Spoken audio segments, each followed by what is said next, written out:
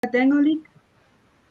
Por favor, Alba, leamos el artículo 10 de la Ley del Organismo Judicial. Interpretación de la ley. Las normas se interpretarán conforme a su texto, según el sentido propio de sus palabras, a su contexto y de acuerdo con las disposiciones constitucionales. Cuando una ley es clara, no se desatenderá su tenor literal con el pretexto de consultar su espíritu. Ujú. Muchas gracias, Alba. Y por ahí siguen algunas reglas que vamos a ver más adelante. Básicamente, si ustedes tienen ahí su ley, por favor, coloquen como título arriba del artículo 10, interpretación técnico-legal de la Ley del Organismo Judicial.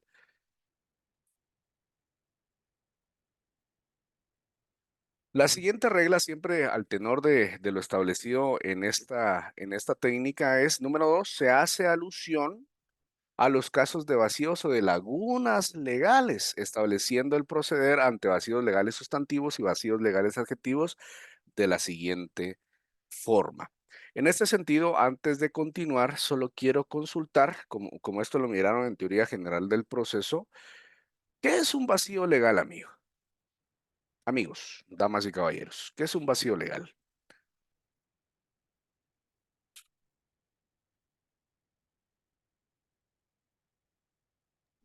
Cuando la ley no aclara alguna situación, Lick.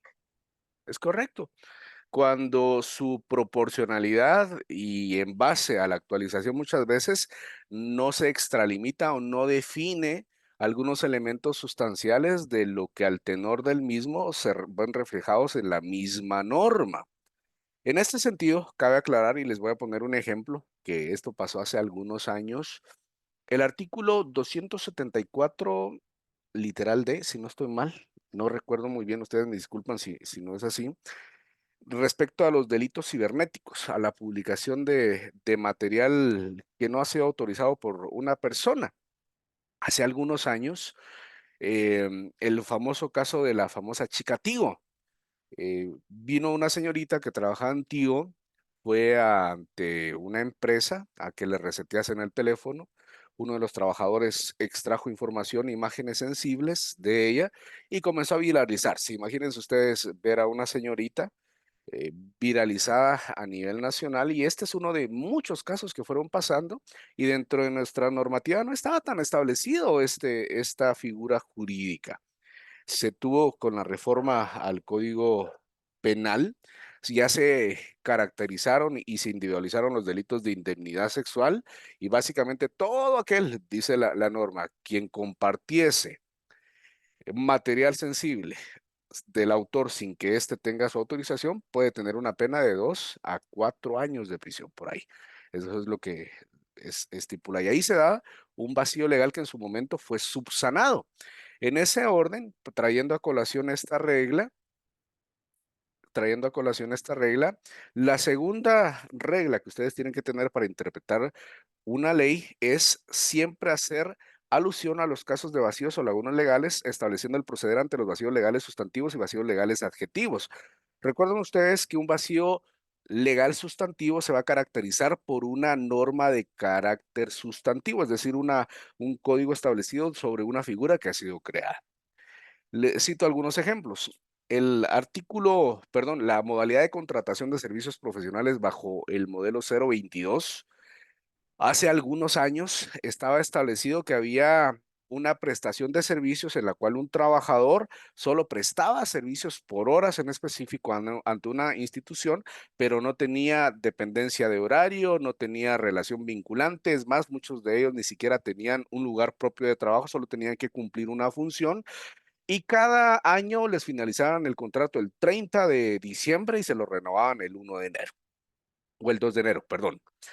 Ante esta circunstancia, dentro de las características del derecho laboral, que es hondamente democrático, que busca los principios de tutelaridad, de imperatividad, de justicia social, se estableció en varias sentencias que ahí sí hay continuidad laboral. Y yo no sé si alguna vez ustedes han sido contratados bajo esa modalidad, pero yo, por ejemplo, sí fui contratado bajo la modalidad 021 cuando fui maestro. Estaba contratado por la prestación de servicios. Se me finalizaba el contrato el 30 de diciembre y se me renovaba el 3 o 4 de enero.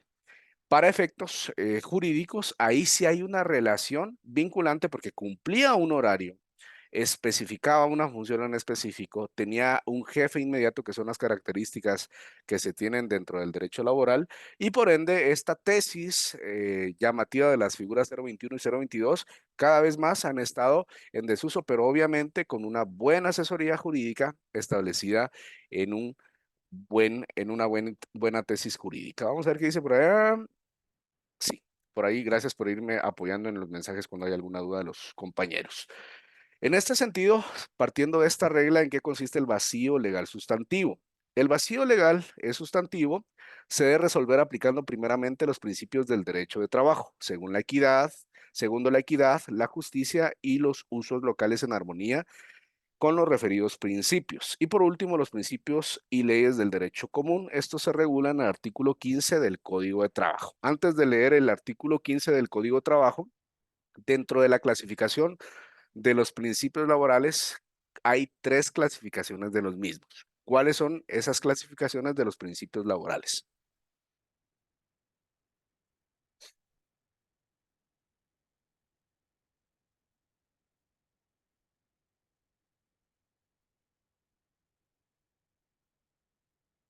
Les ayudo. Principios de justicia social establecidos en la Constitución Política de la República de Guatemala, principalmente en el artículo 101, 102, 103, 106 de la misma Constitución. Principios ideológicos establecidos a través de los 9 principios ideológicos establecidos en los considerandos del Código de Trabajo, y los otros principios laborales que también fueron 9 los que nosotros llegamos a ver. Ahora bien, ¿quién me puede leer el artículo 15, por favor, del Código de Trabajo? Dice, licenciado, Por favor. los casos no previstos por este código, por sus reglamentos o por demás leyes relativas al trabajo, se deben resolver en primer término de acuerdo con los principios del derecho de trabajo. En segundo lugar, de acuerdo con la equidad, la costumbre o el uso local, en armonía con dichos principios. Y por último, de acuerdo con los principios y leyes de derecho común. Muchas gracias. Ahí coloquemos arriba del artículo 15, por favor, como título fuentes supletorias. Fuentes supletorias. Y inmediatamente después de colocar fuentes supletorias arriba de ese artículo 15, vamos al mismo artículo 326 del Código de Trabajo, por favor. Artículo 326 del mismo Código de Trabajo. ¿Qué menciona este artículo? ¿Quién me lo puede leer?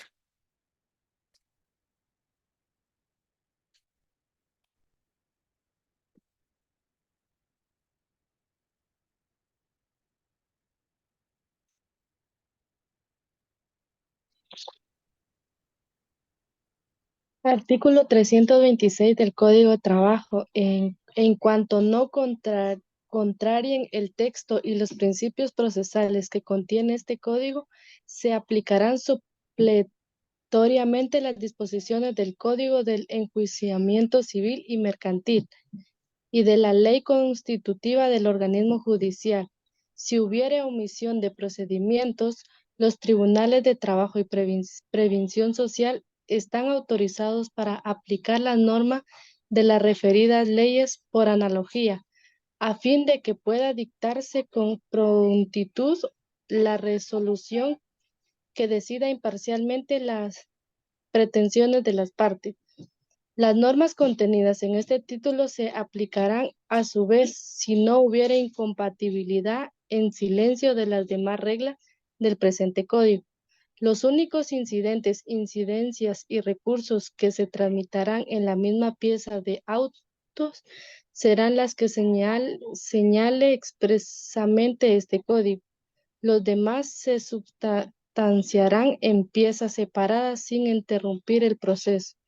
Los procedimientos y plazos procesales solamente quedarán interrumpidos cuando, llegando el momento de dictar sentencia o auto que ponga fin al proceso, hubieren incidentes o recursos sin resolver, cuando los mismos no deban resolverse en sentencia.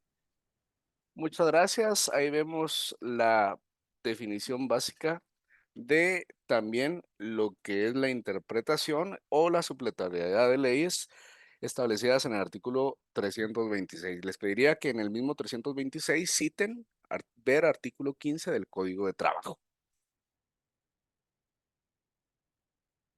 Muy bien, continuamos.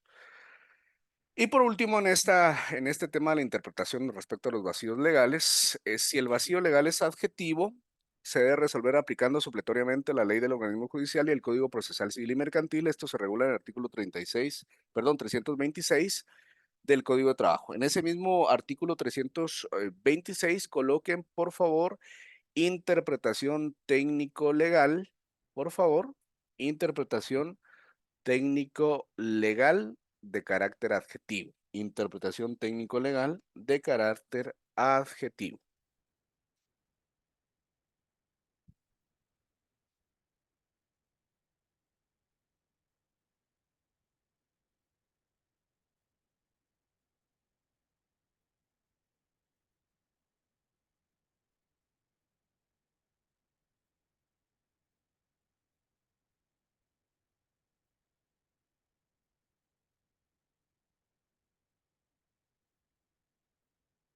¿Qué civil llevan ustedes, amigos? ¿Ya llevan procesal civil o todavía no? El 3. Todavía no. ¿El 3 llevan entonces? ¿O el 5? 3, licenciado. 3. Están viendo sucesión hereditaria, ¿no? No, Lee. Derecho de obligaciones, Lic. Obligaciones. Ah, ok, perfecto. Muy bien. ¿Cuáles son las fuentes del derecho de trabajo? Este es un tema doctrinario, lo vamos a ir avanzando rápido porque en algún momento lo colocamos. Recuerden ustedes que desde su concepción inicial una fuente es el inicio, el origen que da vida a algo. En este sentido, dentro del derecho, podemos establecer que existen fuentes tradicionales del derecho de trabajo y estas son aquellas que la doctrina ha estudiado y desarrollado como origen de las normas jurídicas en general. Citando esta definición tradicional, se puede subdividir en lo que son las famosas fuentes formales, hacen referencia a los procedimientos necesarios de creación de las normas jurídicas para que puedan tener carácter imperativo y obligatorio. En su sentido más estricto, ¿cuál es la fuente formal por excelencia, damas y caballeros? Ustedes ya la saben. ¿Cuál es?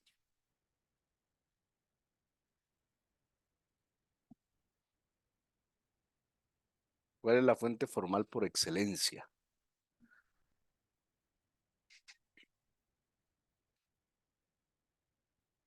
No sé si estoy mal, podría ser la ley, ¿no? Es correcto, Karen. Eso es. La fuente formal por excelencia de la ley en su sentido más estricto posible.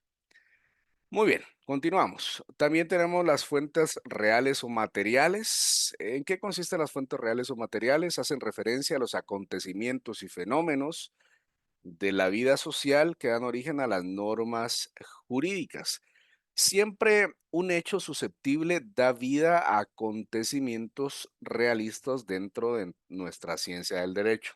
Yo he estado en constante lucha, amigos, y quiero contarles que el derecho como tal, una de las características del derecho es que es un derecho evolutivo. Hay figuras jurídicas que van naciendo, hay áreas del derecho que van naciendo y dentro de esa discordancia o dentro de esa disyuntiva van surgiendo áreas del derecho que posiblemente no estén establecidas plenamente dentro de nuestra legislación. Por ejemplo, les cito algunas. El derecho minero. A pesar de que sí existen reglamentos y leyes como tal, es una ciencia que tiene que irse desarrollando. El derecho cibernético también es otra de las ciencias del derecho que se tiene que ir formalizando porque con esto de la inteligencia artificial ya han hecho simulaciones en los cuales, imagínense ustedes hasta dónde hemos llegado, se le presentan a la inteligencia artificial un caso en específico donde hay una parte actora, una parte demandada, hay un caso susceptible de derechos y obligaciones, y la inteligencia artificial mediante las pruebas aportadas determina si un sujeto es culpable o es inocente. Entonces, si nosotros no estamos a la vanguardia de lo que es la ciencia del derecho como tal, podemos ir despidiéndonos de nuestra profesión, y obviamente eso no va a pasar porque es una de las mejores profesiones que existe a nivel nacional, de las más importantes, de mayor injerencia en todos los ámbitos democráticos, culturales y políticos, pero sí es necesario que, que el legislador o que las principales partes sepan que es importantísimo ir surgiendo con el derecho. Mis amigos administradores que tengo por acá, hace algunos años todo era Excel, es decir, Excel era lo mejor para administrar. Hoy vemos que ya la inteligencia artificial está haciendo ya cuadres, balances y se tienen que ir acoplando. ¿O me equivoco, licenciado Darío? Es correcto, licenciado. Se le puso en mute. Inteligencia artificial ha inclusive, perdón, se me apagó el micrófono un ratito, ha inclusive simulado, inclusive balances generales, estados de cuenta y análisis financieros de empresas importantes. Claro que con datos posiblemente rebuscados, pero no el problema, sino la situación está en que lo puede ejecutar sin ningún problema. Y si no estamos a la vanguardia, esto viene a cambiar totalmente Ah, toda la... no, pues básicamente se pondría una inteligencia artificial de gerente, posiblemente en una empresa, ¿verdad? Donde pueda administrar todas las situaciones, todos los 5 ejes, las operaciones, las finanzas, la administración como tal, la mercadotecnia y los recursos humanos, por ponerle un ejemplo, ¿verdad? Gracias, Lick. Hacia eso vamos, amigos. Entonces, en constante evolución, siempre como buenos juristas que somos. También la otra de las fuentes, tenemos las fuentes históricas, son los vestigios del pasado, acontecimientos históricos que dan origen a las normas jurídicas. Y cito a Justiniano, Justiniano como el gran eh, iniciador del derecho moderno que nosotros conocemos hoy en día. Ustedes dentro de derecho romano vieron este acontecer donde en Roma con la ley de las 12 tablas, con la ley del talión, dieron los primeros vestigios de lo que era el derecho natural, el derecho de gentes, el derecho, el famoso ius civil, que hoy por hoy a través de esa extrapolación del Imperio Romano se llega a España, España adopta la mayoría de instituciones jurídicas y en el periodo de colonización, si ustedes observan desde México hasta Argentina, replicamos varias instituciones nacientes que surgieron en la antigua Roma que todavía tienen bastante injerencia a nivel nacional dentro de nuestro sistema interno jurídico. Entonces, las fuentes históricas siempre son vitales para esto. Y también tenemos las fuentes específicas del derecho de trabajo. Son aquellas de las cuales surgen específicamente el derecho de trabajo. Se clasifican en directas o principales y en indirectas o secundarias. Bajo esta perspectiva, estudiamos las principales fuentes directas del derecho de trabajo. Entre ellas podemos citar, no sé si están copiando, les doy un momentito antes de pasar a la siguiente diapositiva. Igual les voy a compartir este material para que lo tengan.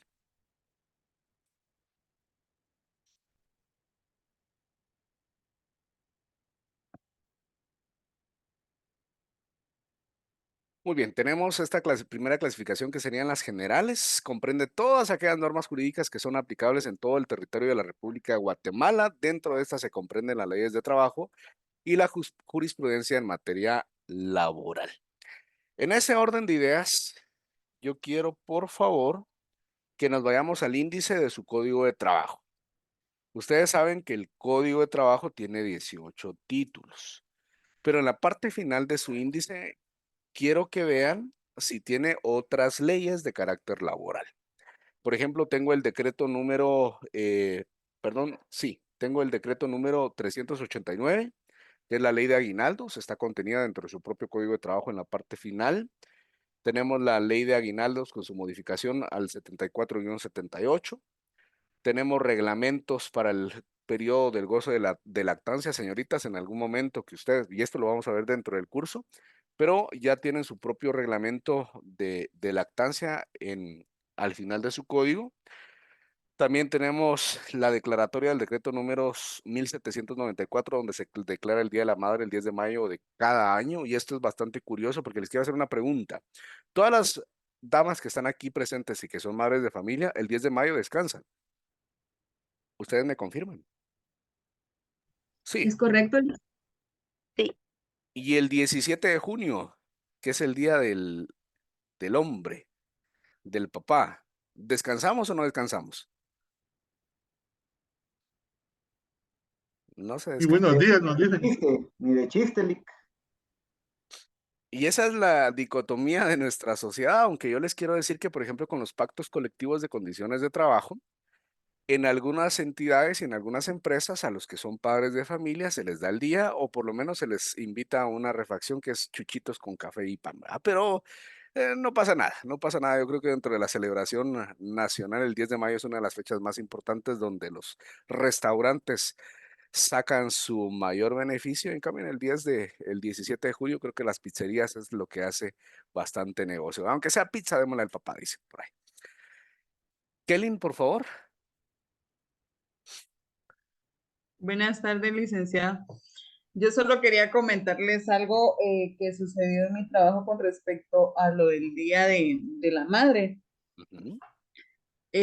Hubo una ocasión que dentro del grupo donde pues yo trabajo, había una chica que estaba embarazada Ujú. y a ella no le quisieron dar el día porque dijeron que no había dado a luz, por lo tanto no se lo podían dar.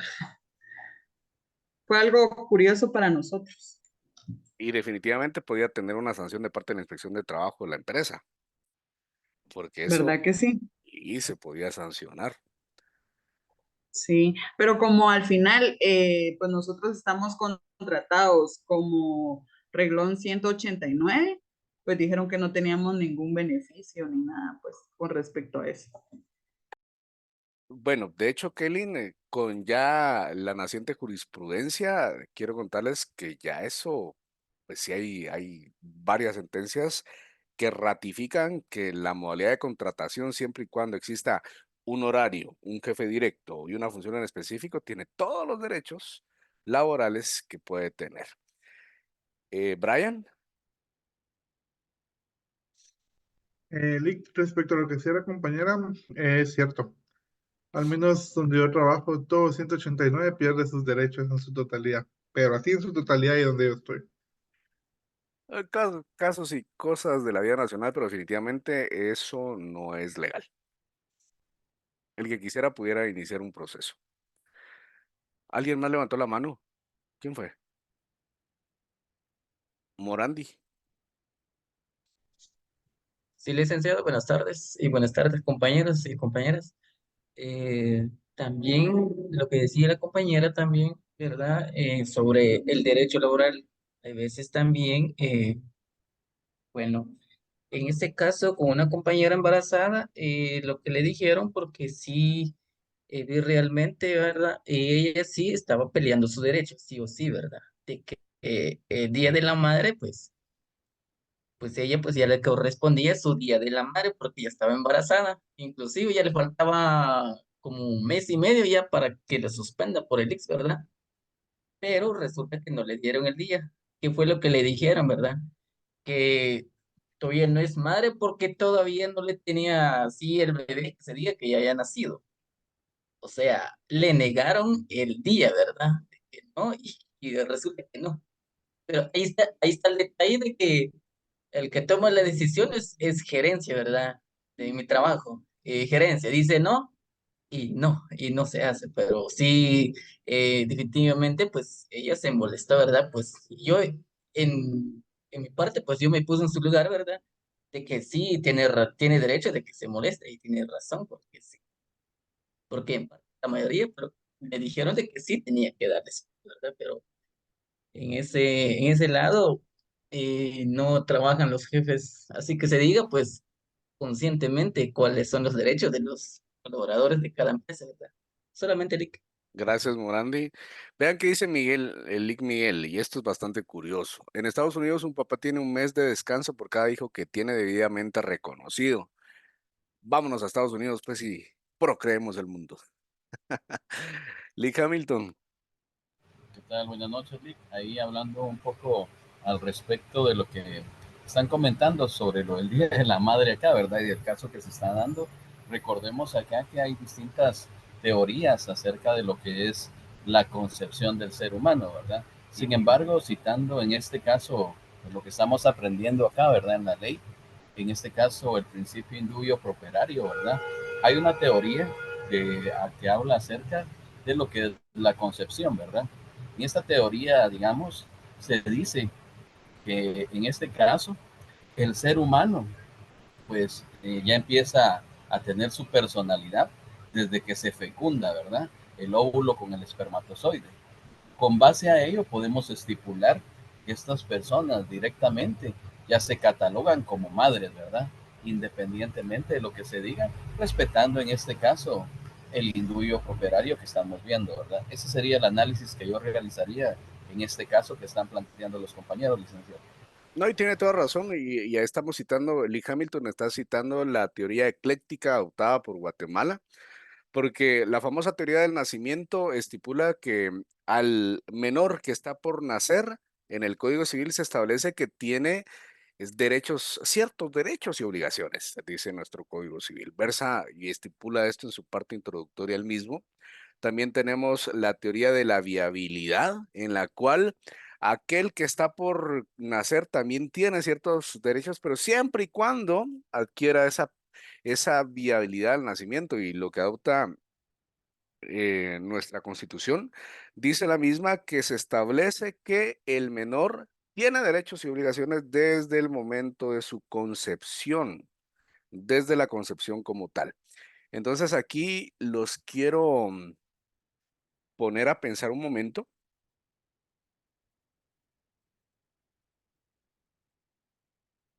Se me quedaron congelados, no sé si a mí se me fue la señal. Ahí están, ya volvieron. Pregunta jurídica. Bueno, sabemos que en Guatemala la concepción se garantiza desde el momento en que está el espermatozoide y el óvulo. Entonces, ¿qué pasa con las pastillas del día siguiente?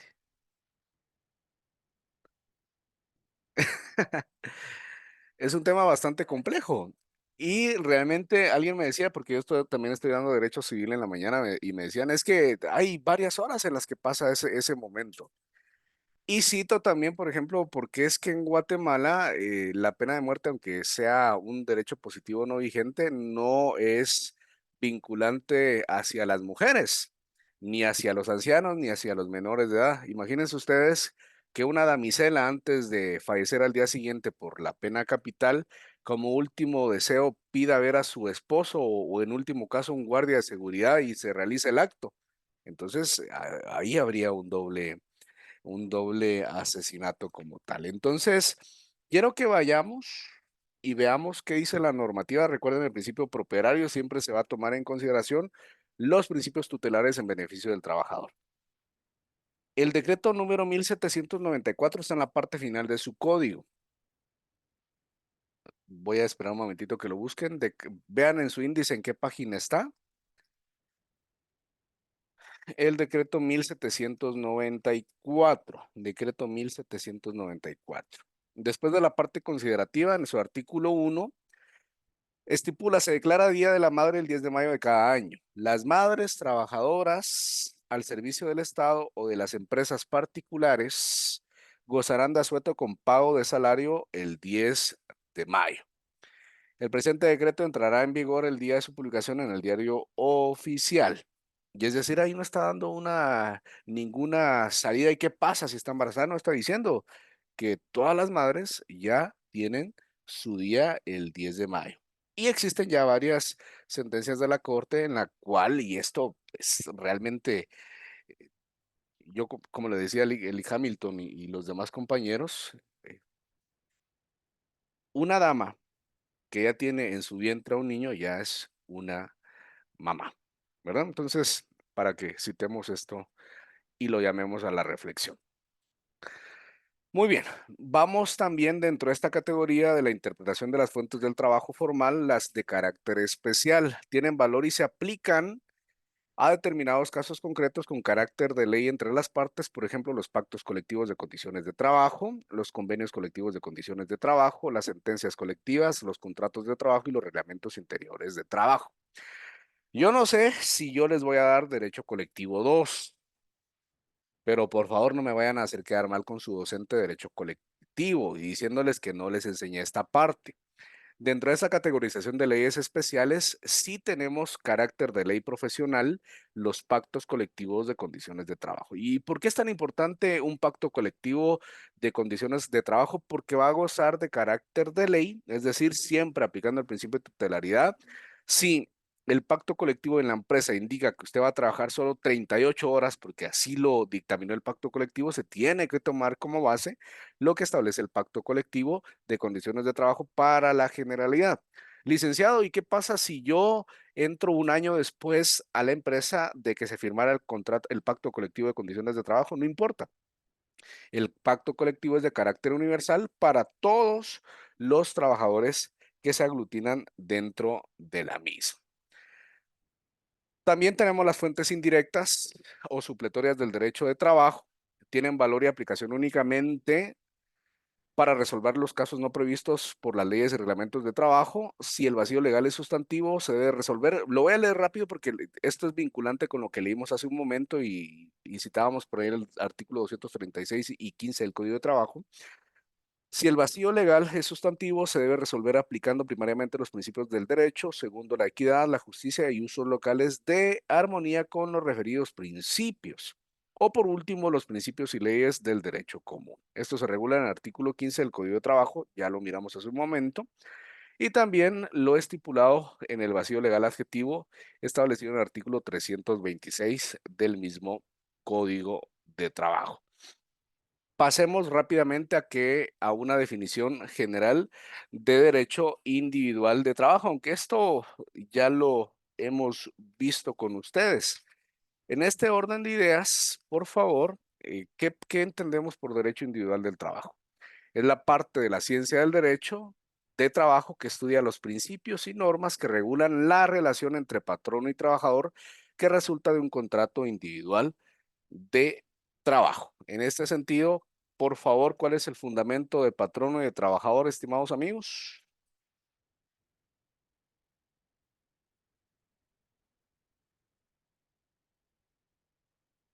¿Qué dice el artículo 2 y qué dice el artículo 3 del Código de Trabajo?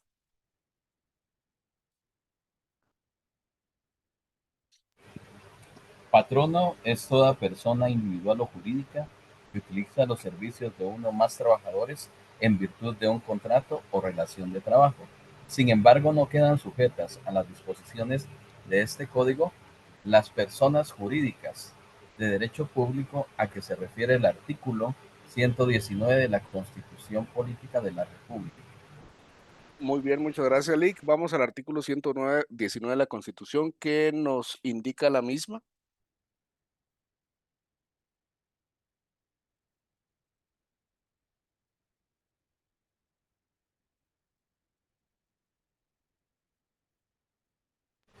Nos indica Lick.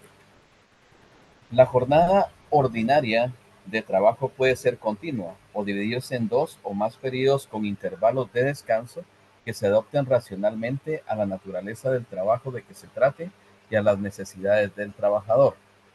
Siempre que se pacte una jornada ordinaria continua, el trabajador tiene derecho a un descanso mínimo de media hora dentro de esa jornada, el que debe computarse como tiempo de trabajo efectivo. Muchas gracias, Lick. Y bueno, ya que nos adentramos un poco a esto, porque era lo que estábamos viendo, quién es patrono, quién es trabajador, quiero que ustedes visualicen lo que les voy a mostrar en pantalla. Ustedes me dirán si en algún momento lo hicieron, principalmente si trabajaron para la iniciativa privada. Este es un modelo de contrato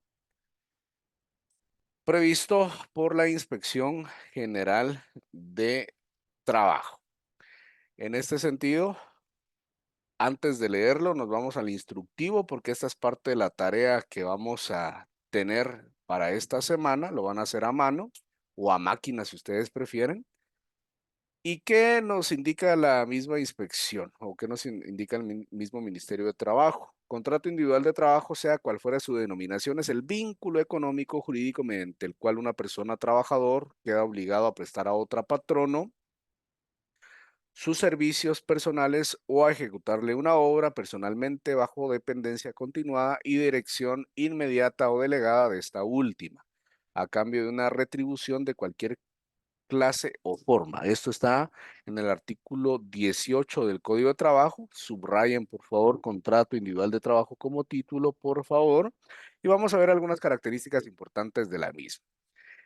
Conforme a este normativo legal, el artículo 28 del Código de Trabajo, el contrato debe extenderse por escrito en 3 ejemplares, uno que debe recoger cada parte en el acto de celebrarse y otro que el empleador queda obligado a hacer llegar a la Dirección General de Trabajo, directamente o por medio de la autoridad de trabajo más cercana, dentro de los 15 días posteriores a su celebración, modificación o novación. Pregunto, ¿cuántos ejemplares se tienen que entregar? 3, correcto. ¿A quiénes? Al patrono, al trabajador y a la Inspección General de Trabajo. Numeral número 2. En las empresas en que se ejecuten trabajos de naturaleza especial o de índole continua, según determinación que debe hacer el reglamento o en casos concretos muy calificados, según determinación de la Inspección General de Trabajo, se puede trabajar durante los días de asueto o de descanso semanal. Pero en estos supuestos el trabajador tiene derecho a que sin perjuicio del salario que por tal asueto o descanso semanal se cancele el tiempo de trabajo, computándose como trabajo extraordinario. Quiero que vayamos al artículo 128, aprovechando esta figura del contrato, por favor, artículo 128 del Código de Trabajo. ¿Y qué nos estipula el artículo 128? Esto es muy importante para aquellos trabajadores que los hacen trabajar en días de vacaciones, damas y caballeros.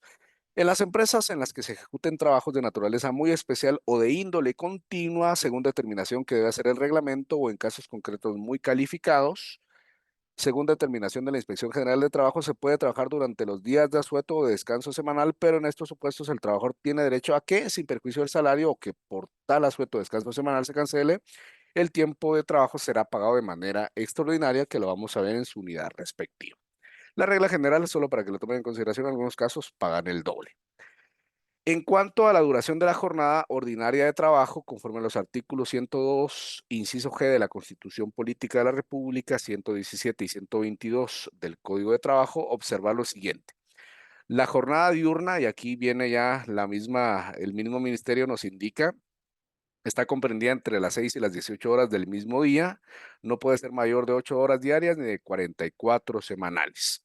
La jornada nocturna, comprendida entre las 18 horas de un día y las 6 horas del día siguiente, no puede ser mayor a 6 horas diarias ni de 36 a la semana.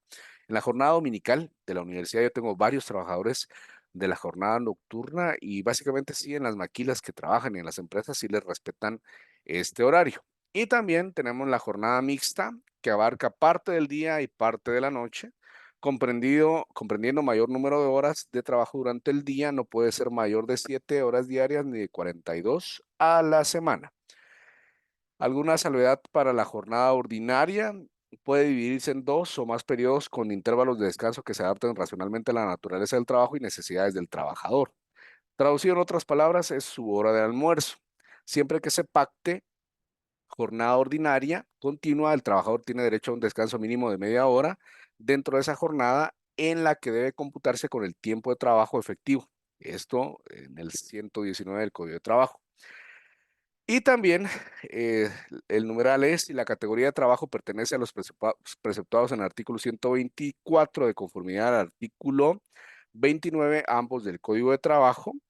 Es menester que se consigne hora de ingreso y hora de salida, tomando en cuenta las 12 horas a que se refiere el artículo 124 del instrumento legal mencionado. ¿De qué instrumento legal nos están hablando? Vamos al artículo, por favor, 124. Hay varios numerales y esto básicamente se está hablando de los sujetos con limitaciones a la jornada laboral. ¿Quiénes son esos sujetos? Los representantes del patrono, los que laboren sin fiscalización superior inmediata, los que ocupen puestos de vigilancia o que requieran su sola presencia, los que cumplan su cometido fuera del local donde esté establecida la empresa como agentes comisionistas que tengan carácter de trabajadores y los demás trabajadores que desempeñan labores que por su indudable naturaleza no estén sometidos a las jornadas de trabajo. Y aquí hay una excepción, esto es muy importante en el artículo 124. Sin embargo, Todas estas personas no pueden ser obligadas a trabajar más de 12 horas, por día, salvo casos de excepción muy calificados que se determinen en el respectivo reglamento, correspondiéndoles en este supuesto el pago de horas extraordinarias que se elaboren con los excesos al límite de 12 horas diarias. La realidad es otra. El organismo ejecutivo, mediante acuerdos emitidos por conducto del Ministerio de Trabajo y Previsión Social, debe dictar los reglamentos que sean necesarios para precisar los alcances de este artículo. También es importante, y los vamos a ver en más adelante, porque en el artículo 29 enlista todos los requisitos mínimos que tiene que tener un contrato de trabajo. Y ya que tenemos este antecedente, recordar que todo trabajo efectivamente realizado fuera de las jornadas ordinarias de trabajo debe ser remunerado como mínimo con un 50% del salario ordinario. Artículo 102, inciso G de la Constitución y 121 del Código de Trabajo. Y cito acá la palabra mínimo, ¿verdad? Como mínimo. Las jornadas ordinarias y extraordinarias no pueden exceder de un total de 12 horas diarias, salvo casos de excepción muy calificados, y esto los vamos a ir viendo en su respectiva unidad. En cuanto al monto del salario, este no debe ser inferior al salario mínimo legal establecido, que como bien ustedes me han ido apoyando, existen salarios diferenciados en la ciudad capital, un salario mínimo para el sector agrícola, un salario mínimo para el sector no agrícola y un salario mínimo para el sector de maquila. Y en el apartado de estipulaciones se debe consignar todas aquellas particularidades que estén sujetas al contrato o estén incluidas en el formato, como prestaciones, obligaciones y derechos que deriven del reglamento interior de trabajo o pacto colectivo de condiciones de trabajo.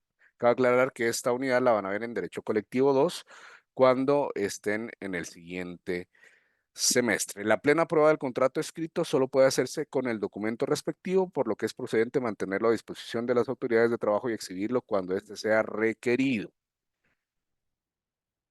En este sentido, pregunta, Karen, ¿será que un contrato de trabajo tiene que estar autenticado por un notario? ¿O no? ¿O solo el simple contrato? Yo creo que, bueno, no sé, ¿es solo por el contrato? Efectivamente. Solo, sí. Solo entre patrón y trabajador. No es necesario que vaya la ratificación del mismo, porque recuerden que el derecho laboral, una de sus características es que es poco formalista y solo con la estipulación de la firma del patrón y del trabajador se tienen como previstas, siempre y cuando sean apegadas a derecho, las contrataciones del mismo. Entonces, ¿qué van a hacer ustedes? Se van a autocontratar. Si quieren acá, ustedes inventan una entidad, nombres y apellidos del empleador o del representante legal, inventen el que ustedes quieran. Van a colocar la edad y el sexo, estado civil de este representante, y aquí ya vienen también sus datos, ¿verdad? Entonces, esta cláusula yo se las voy a compartir en Classroom y en WhatsApp para que ustedes lo comiencen a trabajar durante esta semana. ¿Está clara la tarea? De hecho, les voy a compartir dos.